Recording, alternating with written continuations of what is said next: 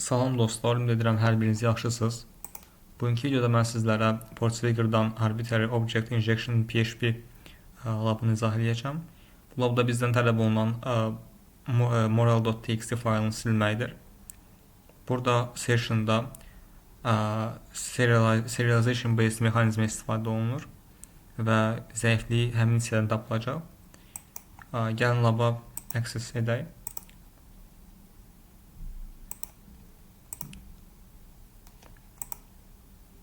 Hint hissəsində verib ki, you can sometimes read source code by appending a title, tilde daha doğrusu. Yəni deyir ki, bəzən biz source kodu tilde əlavə edərək oxuya bilərik. İndi bunu yoxlayacağıq biz. My account-a basıram burada. Bizə credential'lar veribmi? Bəli. Vayner və Peter verib. Bunları daxil edirəm və login oluram. Mən indi sayt araşdırdığımdan daha əvvəldən bunu bildirəm. Burada view page source etdikdə bu hissədə bir comment var və commentdə bizə PHP faylının olduğu yer göstərilir. Bunu Ctrl+C ilə kopyalayıram. Gəlirəm terminala. URL-i də kopyalayıram buradan. Qayıdıram. Və bura curl atıram. Və onların dediyi kimi ən sona bir tilde qoyuram. Və gördüyümüz kimi PHP kodu bizə geri qayıtdı. Mənə maraqlıdır ki, bunu biz webdə etsə necə olar? Etməmişəm daha əvvəl. Burada qayıdır. Gözəl. Amma bunu silsək, tildanı, o zaman qayıtmır. İndi maraqlı gələ bilər ki, sizə niyə tilda qoyanda qayıdır? Bu PHP'də ümumiyyətlə şey olur, bəzi versiyalarında deyəsən. Biz tildan qoyduğumuz zaman bu kod icra olunmaya çalışır və kodun kontenti bizə qayıdır. Gəlin daha dəqiq baxaq.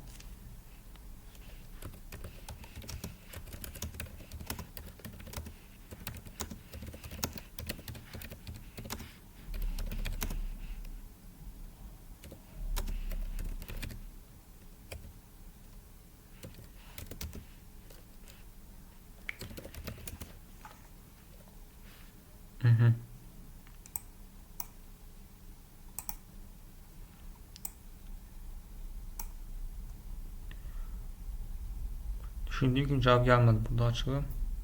Aha burada deyir.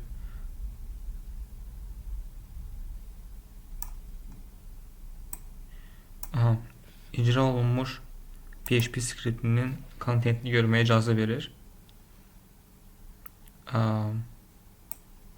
Bu formada yazılır.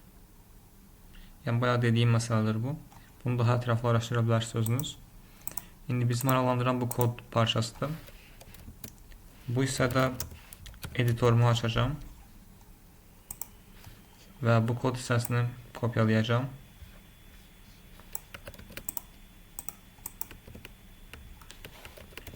Exploit generate PHP'də mən exploit yaradacağım. Burada isə mənim kodum olacaq. Burada error verir. Bunun səbəbi düşünürəm ki, burada disdən çağırılmalıdır bu formada. Errorumuz düzəldi. İndi burada neyin yerdə? Custom template deyə bir deməli class var burada. Və iki dənə property var. Template file pass və log file pass. Okay. Bu hissələr aydındır. Bizə əsas lazım olan burada baxın bu hissədir dostlar. Function destruct. Yəni deserialization zamanı deserialization olub bitdikdən sonra ən sonunda destruct funksiyası çağırılır. Və destruct funksiyasında yəni bu magic metodudur da bu. Burada deməli əgər ki file exists, this log file pass, yəni file pass'da bir fayl varsa, bir link qoyulub sonra bu zaman onu unlink edir, yəni silir də. İndi əgər ki biz də həmin hissəyə bir dənə fayl adı yazsa, həmin faylı siləcək yəni sonda. Sadəcə burada məsələ ondadır ki, bu destruct magic metodu trigger olunmalıdır. Bunu trigger etmək üçün də ilk öncə biz bizim yəni bu custom template klassına accessimiz olmalıdır. Yəni bu obyektə access qazanmalıyıq. Buna access kazandıktan sonra artık biz log file path properties'e access kazana bilərik. Private olmasına baxmayaraq. Bunun üçün gəlin biz tətbiqdən baxaq ki, bizə session hansı formada verilir. Sağ düyməni basıram, intercept edirəm. Storage-ə gəlirəm. Kopyalayıram. Çox baxmalı ehtiyac yoxdur buna. Yenə də yazaq. Deməli -n base 64-d. Burada URL enkod olunan zaman qalan hissələri var. Bunları silməsəm invalid input çıxacaq. Düzəldi. Fikir verin, burada user diye bir class var. User klasından username və access token propertiləri var burada. Və username Winer-də access token isə baxın budur. İndi biz əgər ki bunu dəyişsək, bunun əvəzinə öz payloadımızı yerləşdirsək, hansı ki həmin payloadda biz müraciət edəcəyik custom template obyektinə. Və əgər bu düzgün yoxlanmasa və bizim verdiyimiz payload icra olunsa, yəni deserializasiya olunsa, bu zaman biz burada olan destruct magic metodunu trigger edə bilərik. Bu trigger olunduğu zaman da bizim orada yerləşdirəcəyimiz log file path'də olan home carlos moral.txt faylı silinəcək. İndi mən bunu exploit yazıb sizə daha aydın göstərməyə çalışacağım ki, bu proses necə baş verir. Bunun üçün bir class yaradacağım və classın adını qoyacağım custom template, yəni bunun yenisini, və private deyə bir property yaradacağım burada. Private adı da olacaq log file path. Bu formada. Aşağıda isə construct magic metodunu gətirəcəm. Yazıram bura public. Aşağı düşək. Okay. Burada hazır gəldi. Və burada bu hissəni mən silim, bu mənə lazım deyil.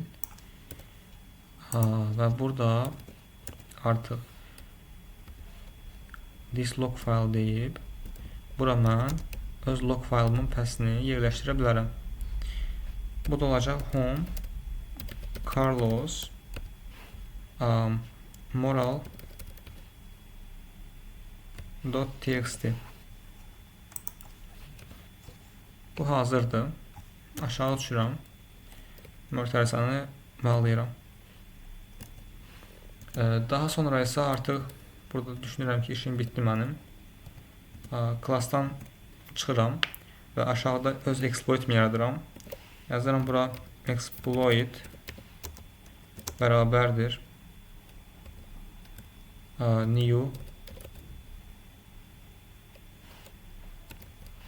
custom template və burada isə serializasiya olunmuş obyekt yaratmalıyam. Yəni bir string olacaq orada. Bunun üçün də serialized adında bir dəyişən yaradacağam. Və indi mənim yaradacağım exploit deməli base64 enkod olunmalıdır və ondan sonra da URL enkod olunmalıdır. Çünki session həmin formada yerləşdirilir. Mən də bunu session yerləşdirəcəyim üçün bunları etməliyəm.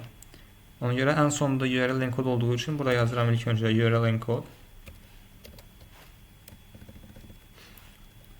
URL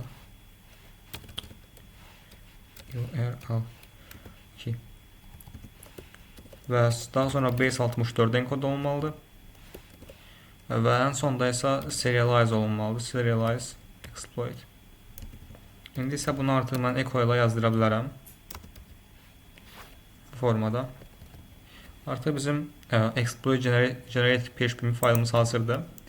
Bunu runlasam bu formada bir string verdi mənə. İndi həmin bu stringi mən base64 ilə decode edəcəm. Lakin bu 3T'ni silməliyəm sondan. Fikir verin, bu formada bir payload yarattı. Bu payload nə edir? Yəni nədir bu ümumiyyətlə? Burada custom template deyə bir class var, hansı ki o bu classdır. Custom template və içində bir dənə property var. Custom template log file path private olduğu üçün belə yazılıb. Və bunun da dəyəri deməli home Carlos moral.txt-dir. İndi mən bunu götürürəm buradan. Bunu götürdüm. Gəlirəm bura və buraya yazıram. Və səhifəni yeniləmirəm. Deməli nə olacaq? Dostlar, məsələni izah edeyim. Mən bunu buraya yazdım, düzdürmü? İndi mən səhifəni yeniləyən zaman bu gələcək backenddə deserializasiya olunacaq. İlk öncə bu URL dekod olunacaq, sonra base64 dekod olunacaq, sonra da unserialize olunacaq. Bu unserialize olunduqdan sonra bu gələcəyi burada custom template daxil. Gələcəyə bunlar hamısı girə olunacaq. Buradakı ən sonda bitəndə proses, deserializasiya prosesi bitəndə destruct funksiyasını triggerlayacaq. Bunu triggerlayandan sonra da ki bizim linkdə yazdığımız, yəni bu log file path'də yazdığımız path, hansı ki home Carlos moral.txt idi, unlink olunacaq, yəni silinəcək. İndi deyirəm bunlar olacaq. Yəni yeniləyən səhifəni. Gördüğünüz kimi oldu. Congratulations, you solved the log deyir. Burada bir error mesaj qaytardı. Niyə qaytardı? Uncatch exception invalid user in PHP stack trace. Tam bilmədim niyə qaytardısa. Amma əsas log həll olundu da yəni. Bunun baş verməsinin səbəbi nədir desəz? Baş verməsinin səbəbi burada, yəni bunun private olaraq təyin olunması kifayət deyil. Bunu developer kifayət dedi düşünürlər, amma belə deyil. Sonra bizdən alınan məlumatlara kör-körənə inanılır. Yəni elə olmalı deyil. Əslində orada yoxlanmalıdır hər biri. Məsələn, sectionda biz necə elədik? Dəyişiklikdə məlumat, o dəyişiklik qəbul olunmalı deyildi. Əslində yoxlanmalıydı onlar hamısı. Yəni bu formada bunlar olunmadığı üçün də biz bu formada bir sistemdən fayl silə bildik. Yəni bu adi bir fayldır. Biz sistemdə çox önəmli bir faylları da silə bilərdik əslində. Belə yəni dostlar. Ümid edirəm bu sizə tam aydın oldu. Növbəti videolarda görüşənədək hər birinizə uğurlar. Sağ olun.